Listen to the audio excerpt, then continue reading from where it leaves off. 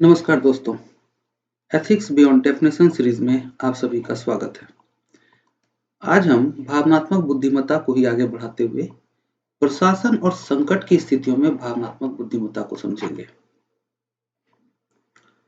सबसे पहले हम यह जान लेते हैं कि संकट की स्थिति का अर्थ क्या है। संकट वह अवस्था होती है जहां सामान्य प्रशासनिक नियम और प्रक्रियाएं पर्याप्त नहीं रह जाती। ऐसी स्थिति में अधिकारी को असाधारण परिस्थितियों में असाधारण निर्णय लेने पड़ते हैं। तो संकट बेसिकली क्या है? संकट असाधारण परिस्थिति है। तो जब परिस्थिति असाधारण हो तो अधिकारी को निर्णय भी असाधारण ही लेने पड़ते हैं। संकट की प्रमुख विशेषताएं देखेंगे कि क्या क्या संकट की विशेषताएं हैं। पहला बिंदु देखिए, समय की कमी। संकट की स्थिति में निर्णय तुरंत लेना होता है। लंबी फाइल प्रक्रिया संभव नहीं होती। जैसे उदाहरण के लिए बाढ़ के समय राहत शिविर तुरंत स्थापित करना होता है। इस समय इतना आपके पास समय नहीं होता कि आप फाइल की प्रक्रिया को संभव बना पाए। दूसरी क्या विशेषता है? अत्यधिक दबाव। दबाव कैसा? राजनीतिक, प्रशासनिक, मीडिया और जन दबाव, ये सभी एक साथ होते हैं। उदाहरण के लिए किसी बड़े हादसे के बाद मीडिया की लगातार निगरानी होती है। हम आए दिन टीवी चैनलों पे, न्यूज चैनलों पे ये देखते रहते हैं। तीसरी क्या विशेषता है? अपूर्ण या अनिश्चित सूचना। संकट की स्थिति में सभी तथ्य स्पष्ट नहीं होते, बावजूद इसके निर्णय लेना पड़ता है। सभी तथ्य स्पष्ट नहीं होने का अर्थ क्या है? कि वह अपूर्ण है या अनिश्चित है और बावजूद इसके निर्णय लेना होता है। उदाहरण के लिए कोविड-19 की शुरुआत में संक्रमण की जो वास्तविक स्थिति स्पष्ट ना होना। तो हमने देखा कि कोविड के समय में संक्रमण की वास्तविक स्थिति स्पष्ट नहीं थी, तब भी सरकार को तत्काल कदम उठाने पड़े और लॉकडाउन की स्थिति बनी। लॉकडाउन का निर्णय लेना पड़ा। चौथी प्रमुख विशेषता क्या है? जनता की तीव्र भावनात्मक प्रतिक्रिया। भय, आक्रोश, असुरक्षा और अफवाहें, ये सभी बहुत तेजी से फैलती हैं संकट के समय में। उदाहरण के लिए कानून व्यवस्था की घटना के बाद भीड़ का उग्र हो जाना। ठीक है, तो ये संकट की चार प्रमुख विशेषताएं थी: समय की कमी, अत्यधिक दबाव, अपूर्ण या अनिश्चित सूचना तथा जनता की तीव्र भावनात्मक प्रतिक्रिया। इसे हमने जाना। अब हम आगे बढ़ते हैं। अब हमें जानना है कि संकट की सामान्य श्रेणियां कौन कौन सी हैं। तो हम पहले से ही जानते हैं, प्राकृतिक आपदाओं से जुड़े संकट। प्राकृतिक आपदाएं ऐसी परिस्थितियां होती हैं जो अचानक आती हैं और जिन पर मनुष्य का सीधा नियंत्रण नहीं होता। बाढ़, भूकंप, चक्रवात और सूखा जैसी आपदाएं बड़े पैमाने पर जनजीवन को प्रभावित करती हैं। इन स्थितियों में लोगों के घर, आजीविका और सुरक्षा एक साथ खतरे में पड़ जाती है ना? घर, उसका आजीविका भी और सुरक्षा भी। प्रशासन को तुरंत राहत, बचाव और पुनर्वास की व्यवस्था करनी पड़ती है। कैसी स्थिति में? प्राकृतिक आपदाओं की स्थिति में। तो जैसा कि मैंने पहले ही बताया कि संकट की जो स्थिति होती है वो एक असाधारण स्थिति होती है। तो असाधारण स्थिति में अधिकारी को असाधारण निर्णय ही लेने होते हैं। संकट की सामान्य श्रेणियां में हमने पहले देखा प्राकृतिक आपदाओं से जुड़े संकट। इसे एक उदाहरण से समझ लेते हैं। अचानक आई बाढ़ से पूरे गांव पानी में डूब जाते हैं। लोग घर छोड़ने को मजबूर हो जाते हैं और भोजन व सुरक्षित स्थान की तत्काल आवश्यकता पैदा होती है। यह संकट त्वरित कार्रवाई और मानवीय संवेदना की मांग करती है। क्लियर है? असाधारण परिस्थिति त्वरित कार्रवाई और मानवीय संवेदनशीलता की मांग करती है। दूसरी श्रेणी देख लेते हैं हम, कानून व्यवस्था से जुड़ी संकटपूर्ण स्थितियां। जब समाज में तनाव बढ़ जाता है और स्थिति नियंत्रण से बाहर होने लगती है, तब कानून व्यवस्था का संकट पैदा होता है। दंगे, हिंसा और बड़े स्तर पर विरोध प्रदर्शन ये सभी इसी श्रेणी में आते हैं। इन परिस्थितियों में प्रशासन का मुख्य काम शांति बनाए रखना, लोगों की जान माल की सुरक्षा करना और स्थिति को और बिगड़ने से रोकना होता है। उदाहरण के लिए, किसी संवेदनशील मुद्दे पर अचानक हिंसा भड़क जाती है, जिससे सार्वजनिक संपत्ति को नुकसान पहुंचता है और आम लोगों में डर फैल जाता है। तो दूसरी श्रेणी क्या है? कानून व्यवस्था से जुड़ी संकटपूर्ण स्थितियां। तीसरी श्रेणी हम देख लेते हैं, स्वास्थ्य से जुड़े संकट। स्वास्थ्य से जुड़े संकट। स्वास्थ्य संकट तब उत्पन्न होते हैं जब किसी बीमारी या संक्रमण का प्रभाव बड़े स्तर पर फैल जाता है। जैसे हमने देखा कोविड-19 महामारी या व्यापक संक्रमण न केवल स्वास्थ्य व्यवस्था पर दबाव डालते हैं, बल्कि सामाजिक और आर्थिक जीवन को भी प्रभावित करते हैं। ऐसे समय में प्रशासन को अस्पताल, दवाइयां, टीकाकरण और बहुत ही महत्वपूर्ण जन जागरूकता पर एक साथ काम करना होता है। कोविड-19 का उदाहरण है हमारे पास। कोविड-19 के दौरान लॉकडाउन लागू करना, अस्पतालों में बेड की व्यवस्था करना और लोगों को स्वास्थ्य दिशा निर्देशों का पालन करने की चुनौती देना या लोगों को स्वास्थ्य दिशा निर्देशों का पालन कराने की चुनौती सामने थी। ठीक है? यह संकट वैज्ञानिक सोच और मानवीय दृष्टिकोण दोनों की मांग करते हैं। स्वास्थ्य से जुड़े संकट। चौथी श्रेणी हम देखते हैं, प्रशासनिक या नीति से जुड़े संकट। अब ये क्या होता है? प्रशासनिक या नीति से जुड़े संकट क्या होता है? कई बार सरकार के किसी निर्णय या परियोजना के कारण जनता में असंतोष पैदा हो जाता है। ऐसे हमने कई मुद्दे पहले भी देखे हैं और अभी भी हम देख रहे हैं, जो अरावली पहाड़ी को लेकर के है।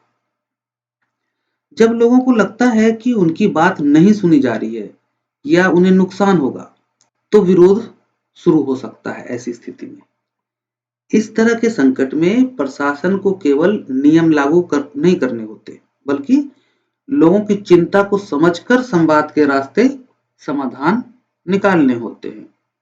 जैसे कि किसी विकास परियोजना के कारण लोगों को विस्थापन का डर होता है और वे विरोध प्रदर्शन करने लगते हैं। अब हम आगे जानेंगे कि संकट में भावनात्मक बुद्धिमत्ता की भूमिका।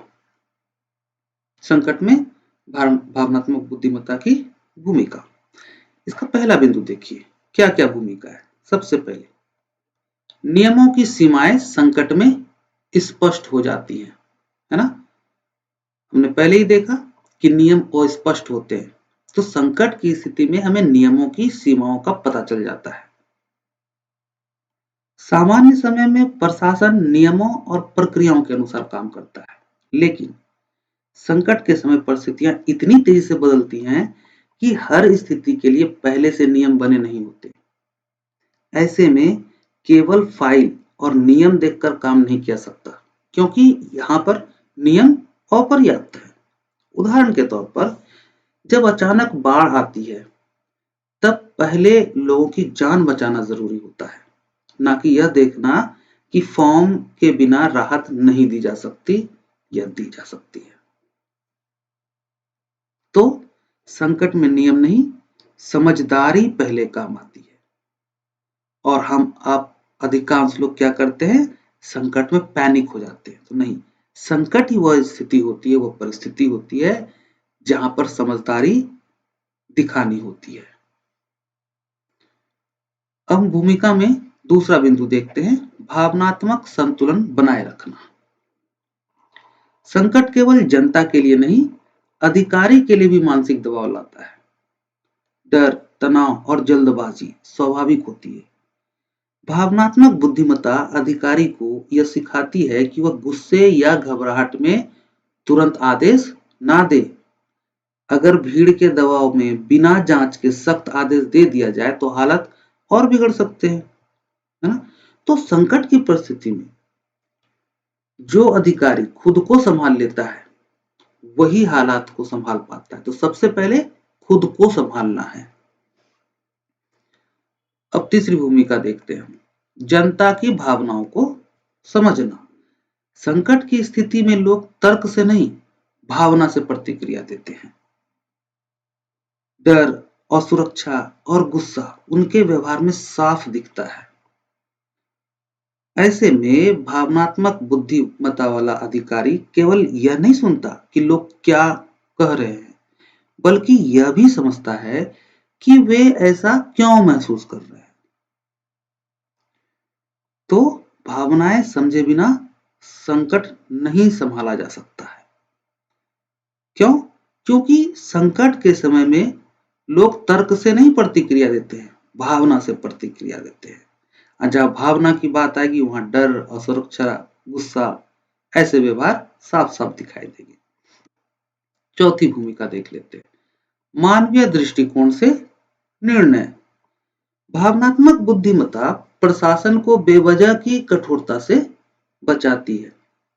ऐसा अधिकारी निर्णय लेते समय यह भी देखता है कि आम लोगों की परिस्थिति क्या है और वे कितना झेल सकते हैं। जैसे महामारी के समय अचानक सब कुछ बंद करने के बजाय धीरे धीरे प्रतिबंध लगाना ज्यादा व्यवहारिक होता है। हम देखते हैं ना कि आज भी कोविड-19 के समय जो लॉकडाउन हुआ था उसकी आज भी आलोचना होती है। क्यों? किस आधार पर? इसी आधार पर कि वह मानवीय दृष्टिकोण से निर्णय नहीं लिया गया और तुरंत लॉकडाउन कर दिया गया। ठीक है? हालांकि इन सभी चीजों की समीक्षा हमेशा होती ही रहती है और हमेशा ही दो पक्ष जरूर होते हैं। तो हम आगे बढ़ते हैं। संकट में भावनात्मक बुद्धिमत्ता की भूमिका हम देखते हैं। अगली भूमिका, विश्वास और सहयोग का निर्माण। अगर प्रशासन लोगों की परेशानी समझकर काम करता है तो जनता में भरोसा बनता है। जब भरोसा होता है तो लोग आदेश मानते ही नहीं बल्कि खुद आगे बढ़कर मदद भी करते हैं। राहत कार्यों में स्वयं सेवकों का आगे आना इसका सबसे अच्छा उदाहरण है। तो भरोसा बने तो संकट साझा हो जाता है ना? संकट में तभी तो हम दूसरे लोगों का साथ चाहते हैं ताकि हम संकट को साझा कर सकें। अब अंतिम बिंदु देखते हैं, भावनात्मक बुद्धिमत्ता मतलब ईआई आधारित फैसले संकट का स्थायी समाधान देते हैं। केवल नियमों के आधार पर लिया गया निर्णय कुछ समय के लिए स्थिति को रोक सकता है लेकिन समस्या जड़ से खत्म नहीं करता।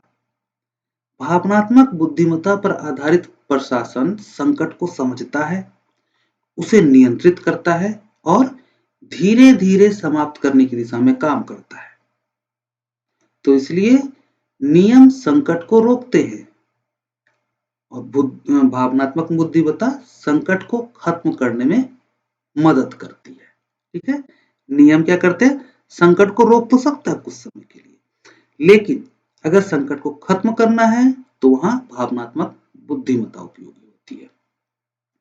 संकट के समय अच्छा प्रशासन वही होता है जो केवल आदेश ना दे बल्कि स्थिति को समझे, लोगों की भावनाओं को जाने और समझदारी से समाधान निकाले। अब हम जानेंगे संकट में आत्म जागरूकता। हम देखेंगे कि संकट में आत्म जागरूकता का क्या महत्व है। पहला बिंदु देखिए, संकट के संदर्भ में आत्म जागरूकता का अर्थ। तो पहले हम ये अर्थ ही समझ लेते हैं। संकट के समय आत्म जागरूकता का अर्थ है कि अधिकारी ये समझ पाए कि वह इस स्थिति में क्या महसूस कर रहा है। सबसे पहली बात ना, कि अधिकारी समझ पाए कि वह इस स्थिति में क्या महसूस कर रहा है। डर, गुस्सा, तनाव या दबाव, इन भावनाओं की पहचान कर पाना आत्म जागरूकता की पहली अवस्था है कि हम यह महसूस करें कि हम इस स्थिति में क्या महसूस कर रहे हैं, डर या गुस्सा, तनाव या दबाव। यही वह आधार है जिस पर आगे का निर्णय टिका होता है। ठीक है। दूसरा बिंदु देखिए, संकट में भावनाओं की पहचान का महत्व। संकट की परिस्थितियों में अधिकारी के मन में डर, घबराहट और तनाव का आना स्वाभाविक है, लेकिन यदि इन भावनाओं को पहचाना नहीं गया तो वही भावनाएं निर्णय को नियंत्रित करने लगती हैं। इसलिए जरूरी है कि उन भावनाओं को पहले पहचाना जाए। उदाहरण के लिए, डर की स्थिति में अधिकारी जरूरत से अधिक कठोर आदेश दे सकता है।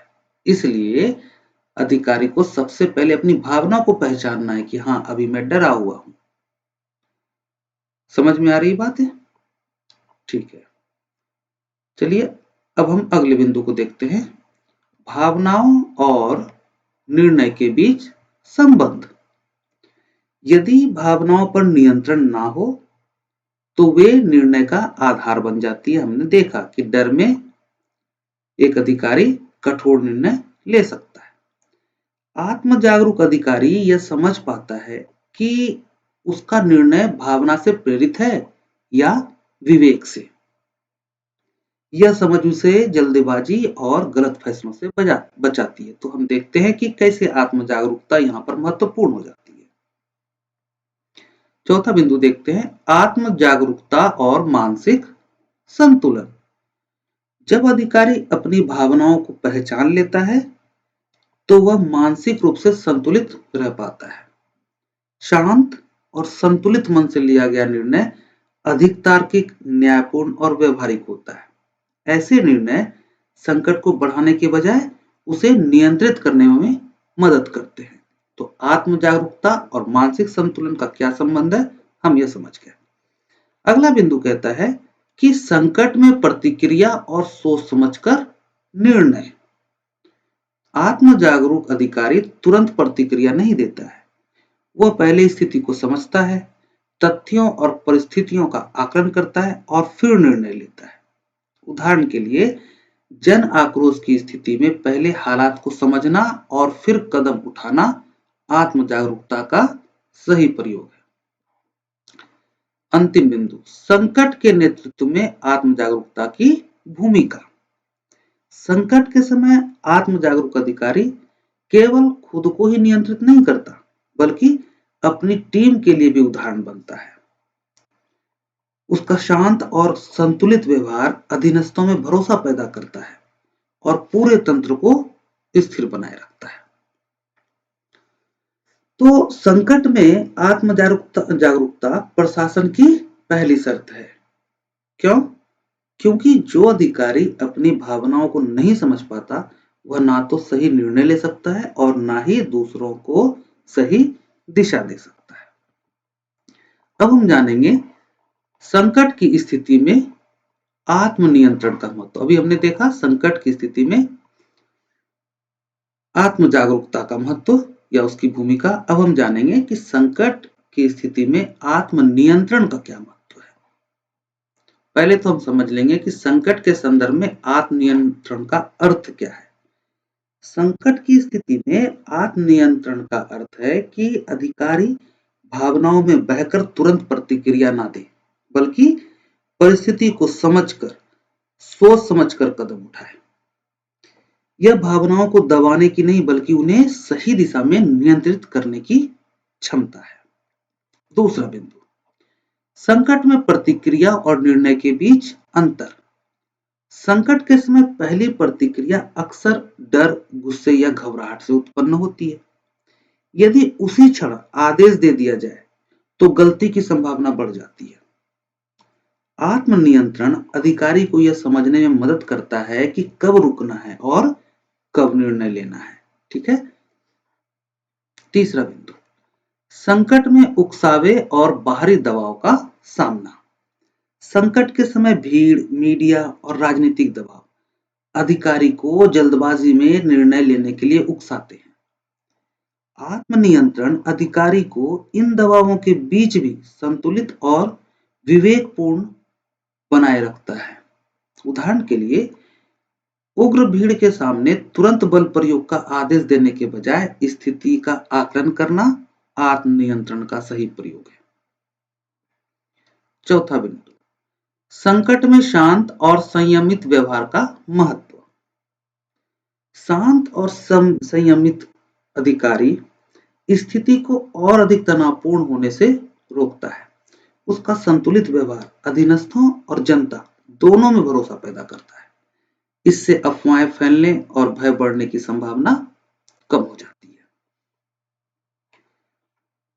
पांचवा बिंदु, संकट में आत्मनियंत्रण और नैतिक निर्णय। गुस्से या जल्दबाजी में लिया गया निर्णय अक्सर अन्यायपूर्ण और अव्यवहारिक हो सकता है। आत्मनियंत्रण अधिकारी को नैतिक मूल्यों से विचलित होने से बचाता है।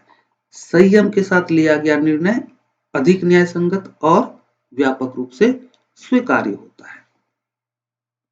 अंतिम बिंदु, संकट के नेतृत्व में आत्मनियंत्रण की भूमिका। तो हम देखते हैं कि संकट के नेतृत्व में आत्मनियंत्रण की क्या भूमिका होती है। संकट के समय आत्मनियंत्रित अधिकारी केवल स्वयं को ही नहीं संभालता, बल्कि अपनी टीम के लिए भी एक उदाहरण बनता है। उसका शांत और संतुलित व्यवहार पूरे प्रशासनिक तंत्र में स्थिरता लाता है। जैसे किसी तनावपूर्ण बैठक में अधिकारी का शांत रहना पूरी टीम को भी संतुलित बनाए रखता है। तो संकट की घड़ी में आत्मनियंत्रण वह गुण है जो अधिकारी को उकसावे में प्रतिक्रिया करने से रोककर विवेक और नैतिकता के साथ निर्णय लेने में सक्षम बनाता है। इसी कारण आत्मनियंत्रण को संकट प्रबंधन का मूल स्तंभ भी माना जाता है। अब हम आगे देखते हैं कि संकट में सहानुभूति का क्या महत्व होता है। ठीक है, संकट में सहानुभूति का महत्व। पहला बिंदु देखते हैं, संकट के संदर्भ में सहानुभूति का अर्थ। तो पहले हम अर्थ को ही जान लेंगे कि संकट की स्थिति में सहानुभूति का अर्थ क्या है। सहानुभूति का अर्थ है किसी व्यक्ति की स्थिति और भावना को उसकी जगह खुद को रखकर समझना। यह केवल दया दिखाना नहीं है, बल्कि यह समझना है कि सामने वाला व्यक्ति क्या महसूस कर रहा है और क्यों। दूसरा बिंदु, संकट में जनता की भावनात्मक प्रतिक्रिया। संकट के समय लोग तर्क से पहले भावनाओं के आधार पर प्रतिक्रिया करते हैं। ये हमने पहले भी देखा। डर, घबराहट और गुस्सा ये स्वाभाविक भावनाएं होती हैं संकट के समय। ऐसे समय में उनसे नियमों और तर्क की अपेक्षा करना सही नहीं होता। उदाहरण के लिए, आपदा के बाद लोगों को पहले सुरक्षा और भरोसा चाहिए, ना कि नियमों की एक लंबी व्याख्या। तीसरा बिंदु, संकट में आदेश से पहले आश्वासन की आवश्यकता। यदि प्रशासन केवल आदेश देता है तो लोगों में डर और दूरी बढ़ जाती है। इसके विपरीत, जब अधिकारी पहले लोगों की बात सुनता है और उन्हें यह भरोसा देता है कि प्रशासन उनके साथ है इस संकट की स्थिति में, तो लोग सहयोग करने लगते हैं। जैसे राहत शिविर में पहले पीड़ितों से संवाद करना और फिर औपचारिक निर्देश देना। चौथा बिंदु, संकट में सहानुभूति और विश्वास निर्माण। जब लोगों को लगता है कि प्रशासन उनकी परेशानी को समझ रहा है, तो प्रशासन के प्रति लोगों का विश्वास बढ़ता है। भरोसा बढ़ने से क्या होता है? भरोसा बढ़ने से अफवाहें कम होती हैं और लोग स्वेच्छा से प्रशासन की सहायता करते हैं। इसलिए संकट की स्थिति में भरोसा सबसे बड़ी ताकत बन जाता है। पांचवा बिंदु, संकट को नियंत्रित करने में सहानुभूति की भूमिका। जब लोगों की बात ध्यान से सुनी जाती है, तो उनका गुस्सा और तनाव धीरे धीरे कम होने लगता है। इससे क्या होता है? इससे हिंसा, विरोध और अव्यवस्था की संभावनाएं घट जाती हैं। संवेदनशील इलाकों में संवाद के माध्यम से स्थिति को शांत करना सहानुभूति का एक व्यवहारिक उदाहरण है। अंतिम बिंदु देखिए, संकट के नेतृत्व में सहानुभूति का प्रभाव। तो संकट के समय सहानुभूतिपूर्ण अधिकारी जनता और अपनी टीम दोनों के लिए भरोसेमंद बनता है। उसका व्यवहार दूसरों को भी शांत, संयमित और समझदार बनाता है। ऐसा नेतृत्व डर और कठोरता से नहीं आ सकती, बल्कि समझ और भरोसे से ही चलता है इस तरह का नेतृत्व। ठीक है, तो हमने देखा संकट में सहानुभूति का महत्व। तो आगे हम जानेंगे कि संकट में सामाजिक कौशल का क्या महत्व है। संकट में सामाजिक कौशल का महत्व, पहले हम जानेंगे कि संकट के संदर्भ में सामाजिक कौशल का अर्थ क्या है। संकट के समय, संकट की स्थिति में सामाजिक कौशल का अर्थ है कि अधिकारी लोगों से सही तरीके से संवाद कर सके और उनके साथ सहयोगात्मक संबंध बना सके। इसमें जैसे साफ बोलना, स्पष्ट बोलना, ध्यान से सुनना, दूसरों की बात समझना और सबको साथ लेकर काम करना शामिल है। तो यही है संकट के संदर्भ में सामाजिक कौशल का अर्थ। अब हम देखेंगे कि संकट में सामूहिक प्रयास की आवश्यकता। संकट की स्थिति में कोई भी अधिकारी अकेले समस्या का समाधान नहीं कर सकता। प्रशासन, पुलिस, स्वास्थ्य विभाग, स्थानीय संस्थाएं और समाज सभी को मिलकर काम करना पड़ता है। जैसे आपदा के समय अलग-अलग विभागों का एक साथ समन्वय करके काम करना। तीसरा बिंदु, संकट में टीम के साथ प्रभावी समन्वय। संकट के समय सामाजिक कौशल अधिकारी को यह सक्षम बनाता है कि वह अपनी टीम को साफ-साफ बताए कि किसे क्या जिम्मेदारी निभानी है। इससे क्या होता है? इससे भ्रम कम होता है और काम भी तेजी से आगे बढ़ता है। जैसे राहत कार्य में पहले ही तय कर देना कि कौन भोजन व्यवस्था देखेगा और कौन मेडिकल सुविधा देखेगा। क्लियर है? अगला बिंदु है संकट में मीडिया के साथ संतुलित संवाद। संकट में मीडिया के साथ संतुलित संवाद। संकट के समय मीडिया जनता तक जानकारी पहुंचाने का मुख्य माध्यम होता है। यदि अधिकारी जल्दबाजी में या स्पष्ट बातें कहता है तो डर और अफवाह फैल सकती है। सामाजिक कौशल अधिकारी को यह सिखाता है कि मीडिया से शांत, स्पष्ट और तथ्यपरक संवाद कैसे किया जाए। अगला बिंदु, संकट में जनता से स्पष्ट और भरोसेमंद संचार। संकट की स्थिति में जनता को समय पर और सही जानकारी मिलना बहुत जरूरी होता है। स्पष्ट और लगातार जानकारी मिलने से लोग घबराते नहीं और प्रशासन के साथ सहयोग करते हैं। जैसे आपदा के समय नियमित प्रेस ब्रीफिंग या हेल्पलाइन नंबर जारी करना। छठा पॉइंट, संकट में गलत संवाद के दुष्परिणाम। यदि अधिकारी ने जल्दबाजी में कोई गलत या असंवेदनशील बात कह दी तो स्थिति और बिगड़ सकती है। कभी-कभी एक शब्द भी पूरे संकट को गंभीर बना देता है, जैसे बिना पुष्टि के कोई बड़ी घोषणा कर देना। अंतिम बिंदु, संकट समाधान में सही संवाद की भूमिका। जब अधिकारी शांत, स्पष्ट और मानवीय भाषा में संवाद करता है तो संकट को संभालना आसान हो जाता है। इससे जनता का भरोसा बढ़ता है और प्रशासन की कार्रवाई अधिक प्रभावी बनती है। सही संवाद संकट को बढ़ाने के बजाय उसे नियंत्रित करने में मदद करता है। तो संकट में सामाजिक कौशल प्रशासन को सिर्फ आदेश देने वाला तंत्र नहीं, बल्कि भरोसे और सहयोग पर आधारित व्यवस्था बनाता है। इसलिए सामाजिक कौशल को संकट प्रबंधन की रीढ़ मानी जाती है। अब हम देखेंगे संकट में प्रेरणा का महत्व। संकट में प्रेरणा का महत्व, पहले तो हम देख लेंगे कि संकट के संदर्भ में प्रेरणा का अर्थ क्या है। संकट की स्थिति में प्रेरणा का अर्थ है वह अंदरूनी ताकत जो व्यक्ति को मुश्किल हालात में भी काम करते रहने और लक्ष्य पर टिके रहने की क्षमता देता है। यह केवल क्षणिक जोश या उत्साह नहीं है। प्रेरणा कोई क्षणिक जोश या उत्साह नहीं है, तो क्या है? लगातार सही दिशा में आगे बढ़ते रहने की मानसिक शक्ति है। दूसरा बिंदु देखिए, संकट में प्रेरणा की आवश्यकता क्यों होती है? संकट की परिस्थितियां अक्सर लंबी और थकाने वाली होती है। काम का दबाव बढ़ जाता है, संसाधन सीमित हो सकते हैं और मानसिक थकान लगातार बनी रहती है।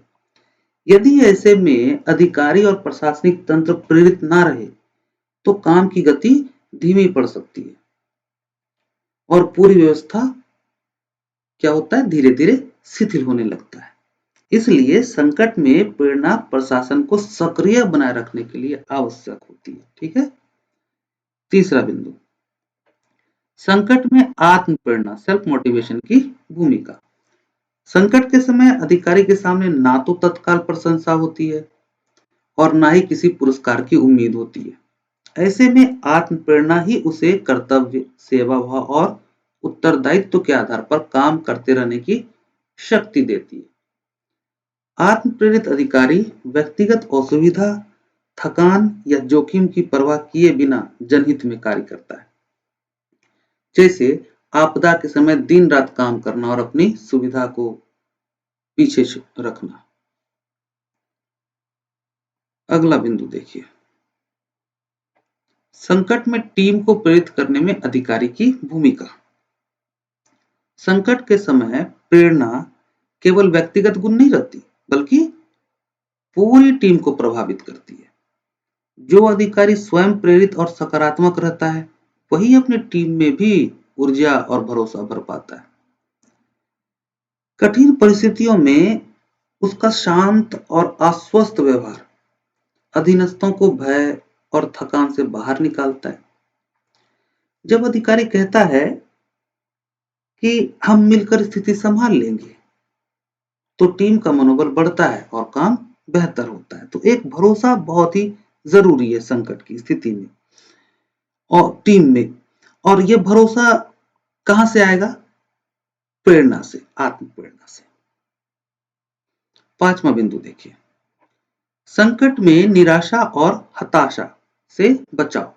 संकट के दौरान लगातार आलोचना, बार बार असफलता या संसाधनों की कमी निराशा और हताशा पैदा कर सकती है। ऐसे समय में प्रेरणा अधिकारी को नकारात्मकता में डूबने से बचाती है।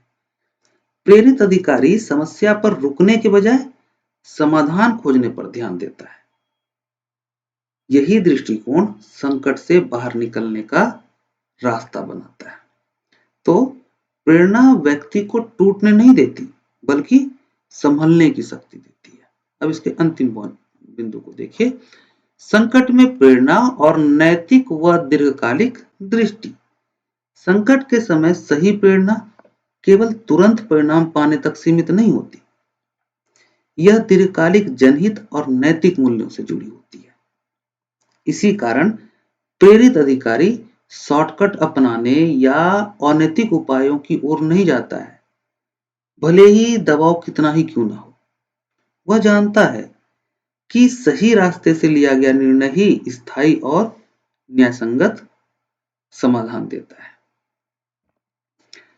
तो हम सार रूप में कह सकते हैं कि संकट की घड़ी में प्रेरणा वह आंतरिक शक्ति है जो अधिकारी और उसकी टीम को थकने नहीं देती, निराशा से बचाती है और कठिन परिस्थितियों में भी जनसेवा और कर्तव्य की भावना को जीवित रखती है।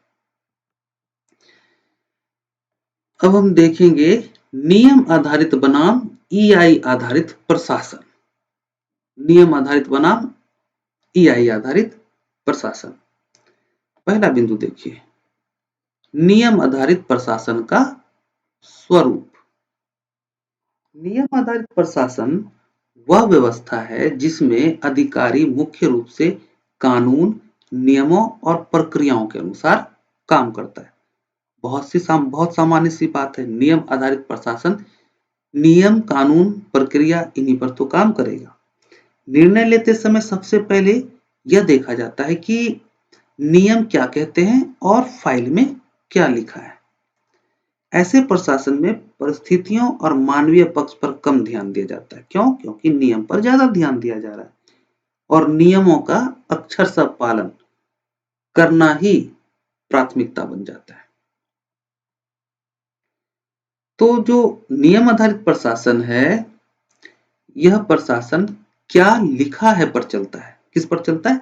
क्या लिखा है, क्या हो रहा है पर नहीं चलता।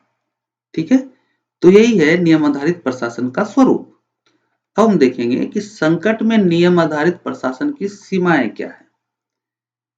नियम आवश्यक है, लेकिन हर संकट के लिए पहले से नियम बने नहीं होते। कठोर और अंधाधुंध नियम पालन कई बार लोगों की वास्तविक परेशानी को नजरअंदाज कर देता है। इससे जनता को लगता है कि प्रशासन संवेदनहीन है और जनता प्रशासन के बीच दूरी बढ़ जाती है। उदाहरण के लिए, आपदा के समय केवल कागजी प्रक्रिया पर जोर देना लोगों की पीड़ा को बढ़ा सकता है। तो हम क्या देखते हैं? हम देखते हैं कि जहां नियम पहले रखे जाते हैं, वहां इंसान पीछे छूट जाता है। अब अगला बिंदु, ईआई आधारित प्रशासन का स्वरूप। अब हम देखेंगे भावनात्मक बुद्धिमत्ता आधारित प्रशासन का क्या स्वरूप होता है। अभी हमने देखा नियम आधारित प्रशासन का क्या स्वरूप होता है, उसकी क्या सीमाएं होती हैं। अब हम देखेंगे भावनात्मक बुद्धिमत्ता आधारित प्रशासन का क्या स्वरूप होता है। तो ईआई आधारित प्रशासन में अधिकारी निर्णय लेते समय केवल नियमों को नहीं देखता, बल्कि परिस्थिति, भावनाओं और मानवीय पक्ष को भी समझता है। ऐसा अधिकारी नियमों के भीतर रहते हुए विवेक, सहानुभूति और संवाद का प्रयोग करता है। यह प्रशासन लोगों को केवल नियंत्रित नहीं करता, बल्कि उन्हें समझने और साथ लेकर चलने का प्रयास करता है। ठीक है, तो ये है ईआई आधारित प्रशासन का स्वरूप, जो केवल नियमों पे नहीं चलता है, बल्कि लोगों की भावनाओं को भी समझता है, मानवीय पक्ष को समझता है। अगला बिंदु, संकट में ईआई आधारित प्रशासन के व्यवहारिक लाभ। तो ईआई आधारित प्रशासन के कई स्पष्ट और व्यवहारिक लाभ होते हैं। जैसे कि पहला, जनता का प्रशासन पर भरोसा बढ़ता है ना? जनता का प्रशासन पर भरोसा बढ़ता है। दूसरा, लोग केवल आदेश नहीं मानते, बल्कि सहयोग भी करते हैं। भरोसा और सहयोग। और क्या लाभ है? निर्णय अधिक व्यवहारिक, न्यायपूर्ण और स्वीकार्य होते हैं। ठीक है, और क्या लाभ है?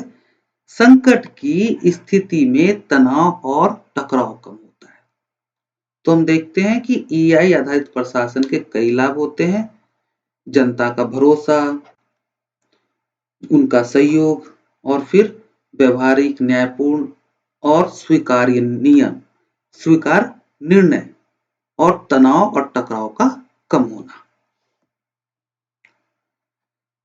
अंतिम बिंदु, नियम आधारित और ईआई आधारित प्रशासन की प्रभावशीलता में अंतर। नियम आधारित प्रशासन स्थिति को कुछ समय के लिए नियंत्रित कर सकता है, लेकिन वह जनता के दिल में जगह नहीं बना पाता। इसके विपरीत ईआई आधारित प्रशासन दीर्घकालिक स्थिरता, सामाजिक शांति और प्रशासन के प्रति विश्वास पैदा करता है। इसी कारण ईआई आधारित प्रशासन अधिक प्रभावी और टिकाऊ माना जाता है। ठीक है ना? तो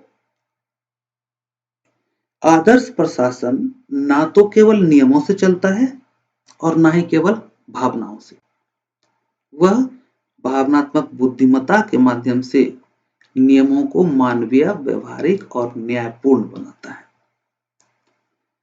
तो आज का लेक्चर यहीं समाप्त होता है। मुझे उम्मीद है कि आप लोग बहुत ही आसानी से आज के लेक्चर को समझ गए होंगे। कमेंट्स के माध्यम से ज़रूर बताइएगा। आगे हम एथिक्स में और भी बहुत महत्वपूर्ण टॉपिक्स लेकर के आएंगे और उस पर चर्चा करेंगे। अपना ध्यान रखिएगा। Take care. Bye bye.